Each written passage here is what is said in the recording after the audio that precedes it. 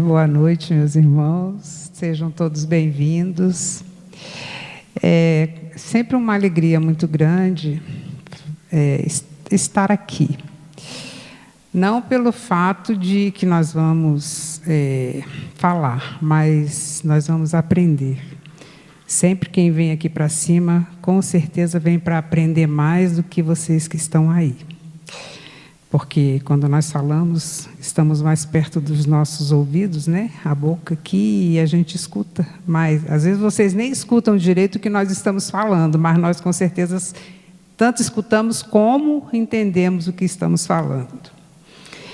E sempre os ensinamentos de Jesus, à luz da doutrina espírita e à luz de Emmanuel, são ensinamentos que nos fazem, eu digo que crescer sempre um pouquinho.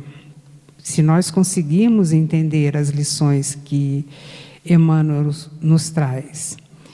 Eu sempre falo que eu considero Emmanuel de uma inteligência muito grande e muito difícil da gente conseguir interpretar os seus ensinamentos. Mas, ao mesmo tempo, a afabilidade, a doçura, o interesse dele em realmente trazer para nós os esclarecimentos daquilo que Jesus nos deixou, através das suas falas e dos seus ensinamentos, sempre acaba nos clareando um pouco mais aquilo que viemos buscar dentro da casa espírita, né? Que é o consolo, o aprendizado, né? E, acima de tudo, a nossa reforma íntima. Bom, na lição de hoje, que fala sobre...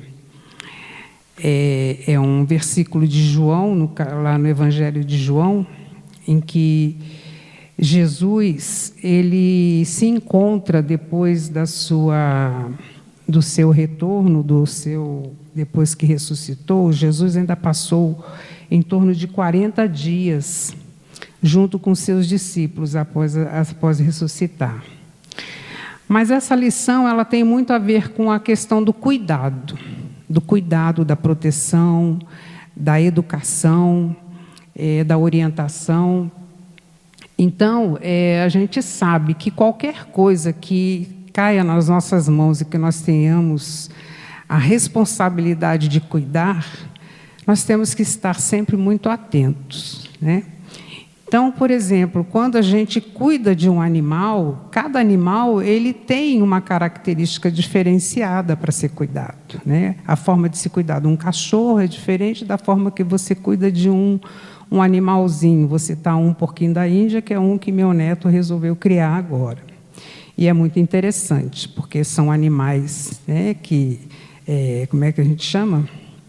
Animais que vivem na natureza, e não são animais silvestres, né? Podemos chamar assim, animais silvestres. Então, eles têm uma característica própria. O gado é diferente. Cuidar de um rebanho de gado de um rebanho de ovelhas, de cordeiros. Porque o gado ele é independente. Quando ele é solto para pastar, não precisa ficar ali pastoreando ele, procurando mantê-los juntos. Não, cada um daquele animal vai para o seu lado, faz a sua pastagem. Quando é na hora de retornar para o curral, aqueles que estão ali cuidando deles sabem conduzi-los de volta. Mas as ovelhas, elas têm uma característica diferenciada. Dizem, né, que as ovelhas, em média, elas têm em torno de 7,5 graus de miopia. É interessante, né? É uma característica que eu não sabia. E que daí a necessidade de, quando se apacenta e se pastoreia as ovelhas, essa necessidade de mantê-las sempre juntas. Porque ela só consegue enxergar o perigo quando ele está muito próximo dela. E é por isso que é a semelhança de Jesus chamar os homens, a humanidade de seu rebanho. Quando Jesus compara, né, os homens, a humanidade, a um rebanho de ovelhas. E daí a gente consegue entender, né, o pedido dele a Simão Pedro, naquele encontro que ele tem com Simão Pedro, quando Simão sai para pescar uma noite com seus irmãos e seus amigos, passa uma noite inteira tentando pescar, não pesca nada. E ao amanhecer, quando eles já estão para retornar, eles veem um homem na margem do mar de Tiberíades, né? Eles estavam fazendo essa pesca e esse homem grita para eles, pergunta: conseguiram pescar alguma coisa? E eles respondem: não. E esse homem fala: então jogue a rede para o lado direito. E quando eles jogam essa rede, a rede vem que eles quase nem conseguem puxar a rede para dentro do barco, de tão pesada que ela estava com a quantidade de peixes. Então aí, um dos homens que estava no barco reconheceu, por aquele fato, que aquele homem que estava na margem daquele rio era Jesus.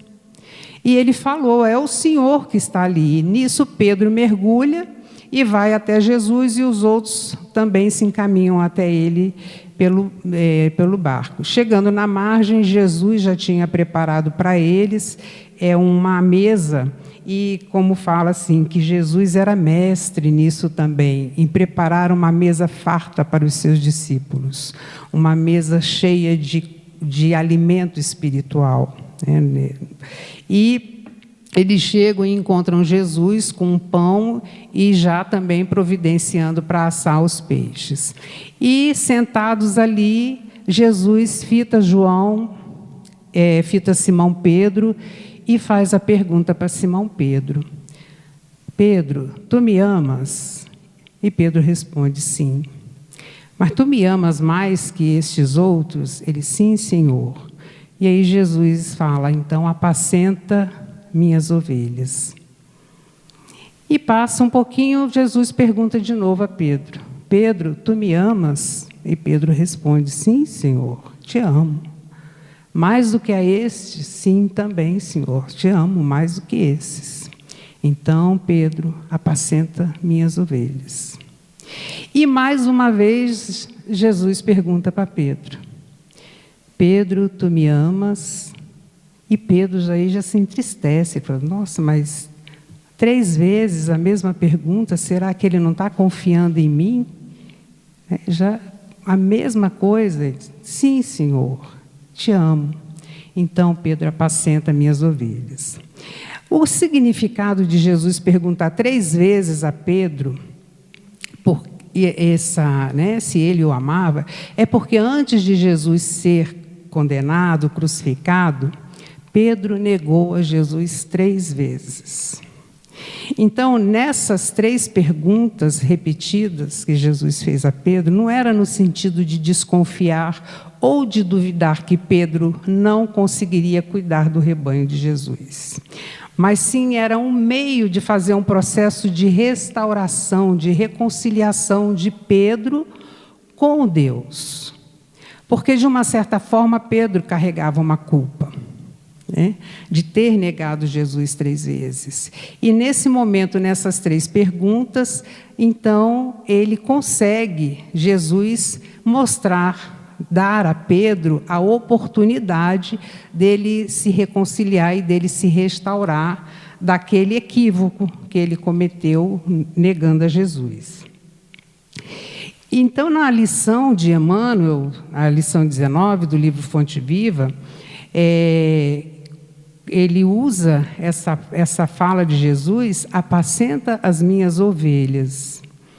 Porque apacentar significa, dentre os sinônimos, o que significa a palavra apacentar, as mais importantes, porque são várias, conduzir, criar, doutrinar, ensinar, entreter, guiar, instruir, manter, unir, nutrir, pastorear, recrear e sustentar. Então, são condições necessárias para se realmente pastorear e cuidar de um rebanho. Então, quando Jesus pede para Pedro isso, apacenta minhas ovelhas, é tudo isso que ele fala para Pedro. Quer que Pedro faça tudo isso.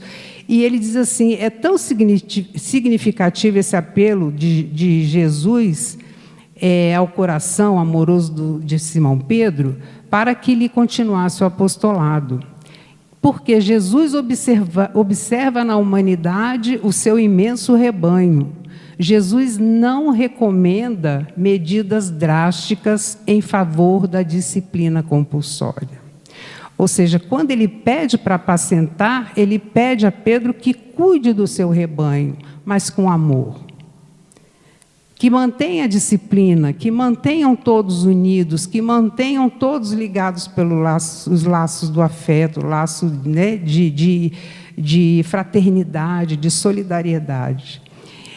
Então, Emmanuel complementa. Para que isso aconteça, não sendo necessárias medidas drásticas, o que seriam essas medidas drásticas que muitas vezes nós, até como pais, cuidando dos nossos pequenos rebanhos, que são nossos filhos, agimos dessa forma? Ele diz assim, nem gritos, nem xingamentos, nem cadeia, nem forca, nem chicote, nem vara, nem castigo, nem imposição, nem abandono aos infelizes, nem flagelação aos transviados, nem lamentação e nem desespero. Pedro apacenta as minhas ovelhas. Isso equivale a dizer, irmão, sustenta os companheiros mais necessitados que tu mesmo. Não te desanimes perante a rebeldia, nem condenes o erro, do qual a lição benéfica surgirá depois. Ajuda ao próximo em vez de vergastá-lo. Educa sempre. Revela-te por trabalhador fiel.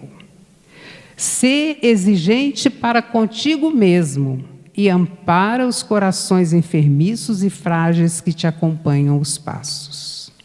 Se plantares o bem, o tempo se incumbirá da germinação, do desenvolvimento, da florescência e da frutificação no instante oportuno. Não analises destruindo. O inexperiente de hoje pode ser o mentor de amanhã. Alimenta a boa parte do teu irmão e segue para adiante. A vida converterá o mal em detritos e o Senhor fará o resto. Então, quando nós refletimos em cima dessa lição de Emmanuel, essa reflexão de Emmanuel em cima desse pedido de Jesus, nós vamos observar que o próprio Jesus passou por isso. Quando ele estava tentando trazer os ensinamentos, mostrar, auxiliar, ajudar aqueles, buscar aqueles que realmente necessitavam de Jesus, porque Jesus sempre deixava claro que ele não veio à Terra para curar os sãos. Jesus veio para curar os doentes. Quem está bom, não precisa, já está bom. Então, a forma de curar, Jesus não foi entendido quando ele tentou auxiliar aqueles que necessitavam realmente dele. E Jesus passou por isso. Teve gritos, teve xingamentos, teve cadeia, não foi para a forca, mas foi para a cruz. Teve chicote, teve vara, castigo, imposição de querer se submetesse à vontade daqueles homens que estavam ali julgando Jesus pela sua bondade, pelo seu amor, que não estavam conseguindo entender qual era a missão de Jesus aqui na Terra. Abandona os infelizes. Jesus nunca abandonou ninguém, mas em alguns momentos Jesus foi abandonado. Flagelado, muito, Durante a sua caminhada pela Via Crucis, Jesus foi flagelado e muito, todos nós sabemos. Lamentação, desespero, depois de verem o que aconteceu, tem o exemplo de Judas, não suportou a traição que ele cometeu contra Jesus. E o que ele fez? Se suicidou. Né? Então, adiantou? Não, porque ele traiu Jesus e quando ele viu que não aconteceu o que ele esperava que acontecesse, ele recorreu a uma medida drástica, o suicídio. Mas nem assim deixou de ser socorrido por Jesus, porque enquanto Jesus estava já na cruz, já dando seus últimos suspiros, Jesus chama um anjo, chamado Anjo da Caridade, e sussurra ao ouvido desse anjo alguma coisa que todos ficaram curiosos. Jesus pede a esse anjo que corresse e fosse socorrer Judas, que tinha acabado de suicidar. Pedro apacenta as minhas ovelhas. Isso equivale a dizer, irmão, sustenta os companheiros mais necessitados que tu mesmo. Quantas vezes passamos ou temos dentro da nossa casa, embaixo do nosso teto, pessoas, irmãos, cônjuges, pai, mãe, filhos, netos, passando por dificuldades, por necessidades espirituais, mentais, psíquicas, né?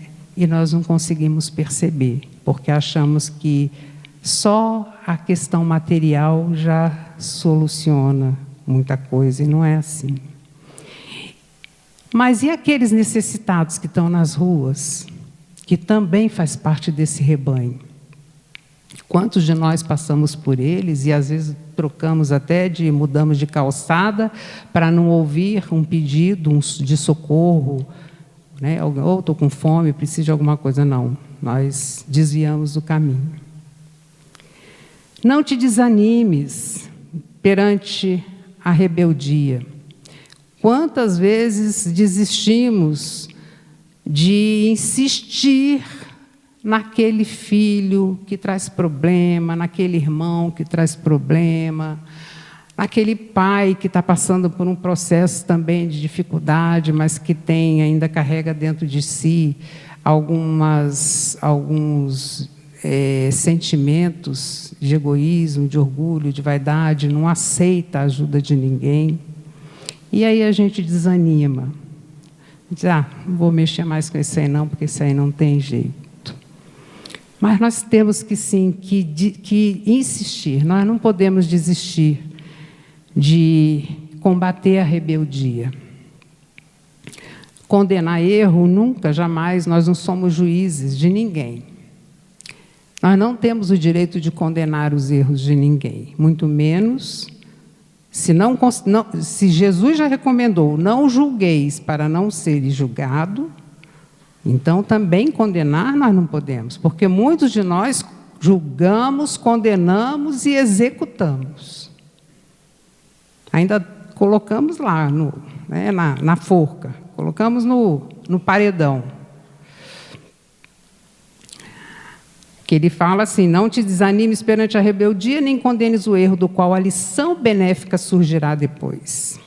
Ou seja, se tivermos a paciência, a tolerância, aguardarmos o momento certo de chegar, de conversar, de orientar, de falar, em algum momento o benefício vai surgir. Nós vamos ver o resultado de não ter desanimado. Ajuda o próximo em vez de vergastá-lo. Quantas vezes nós saímos, às vezes, para fazer até uma entrega, né, de uma sopa, uma doação de uma roupa, principalmente nessa época agora, que nós passamos, final do ano, o coração de todo mundo se amolece, todos nós queremos praticar a caridade, sair buscando aqueles que são mais necessitados, mas só lembramos no final do ano. Aí a gente chega, mas aí quando a gente entrega, assim, não, mas ele podia, Se eu continuar trazendo uma sopa para ele aqui, ele vai se acomodar, não vai querer melhorar de vida, vai continuar sempre assim, porque é fácil, né? Já está recebendo tudo pronto. Isso não é problema nosso. O nosso problema é levar o alimento a quem está necessitado. É levar o esclarecimento a quem precisa ouvir o esclarecimento. Se ele quiser tirar proveito daquilo que ele está recebendo, tirar o benefício daquilo que ele está recebendo, aí sim. Mas se ele também não quiser, isso não é problema nosso. Nós temos que fazer a nossa parte. Educa sempre, isso é muito importante. A educação é fundamental em qualquer situação da vida.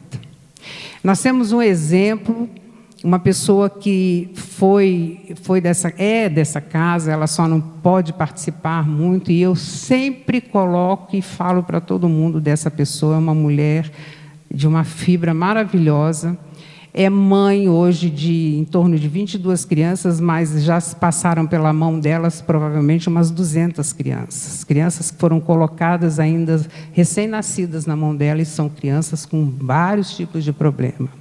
Mas quem conhece ela, quem vai visitar ela na casa dela, que se chama Lar das Crianças, Recanto da Paz, e vê a disciplina, a organização, a limpeza, a afetividade que existe entre eles, a fraternidade com que eles se relacionam, se cuidam um ao outro, a gente fica impressionado, porque é só uma mulher, ela não tem empregada, ela não tem ninguém, ela consegue, com essas crianças, fazer o que muito de nós, com um filho, não conseguimos fazer dentro da nossa casa.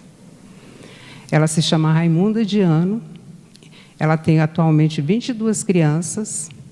Na última apresentação feita pela Neiva aqui da pintura mediúnica, que foi todo o recurso arrecadado foi doado para ela, para ajudar ela na manutenção da casa e dar o que ela necessita para essas crianças. Ela estava aqui presente com todos, desde os bebezinhos até os mais velhos, que têm 17 anos de idade. E não se escutava um barulho de criança, não porque eles eram na base do beliscão para ficar quieto, não. E muitos de nós fazemos isso, a gente traz nossos filhos aqui para assistir uma palestra e ficamos ali beliscando, né? Fica quieto, não grita, não fala, né? Não chora, então vamos lá para fora, porque não consegue ficar aqui dentro. E ela não, conseguiu manter o tempo todo do trabalho sentado todas as crianças. Só se ouvia o barulho de um deles, que é um menino que tem 15 anos de idade, é autista, em último grau, mas está com ela desde bebê. E ele dá, é claro, todo mundo sabe como é um autista. Em último grau, são situações, então, extremas. Alguns gritos a gente ouvia, mas isso também não perturbava. Então, eu falo assim, que ali é um exemplo, e é isso aqui. Quando eu li essa lição, eu lembrei logo dela. Eu falei, isso aqui, o que Jesus ensina nessa, né? Ela tem um rebanho na mão dela e ela sabe apacentar aquele rebanho com todo o amor, com toda a disciplina, com todo o carinho que Jesus pediu a Simão Pedro. E se hoje nós vemos que esse grande rebanho, que é a humanidade, ainda está necessitando de muita educação, de muita disciplina, de muito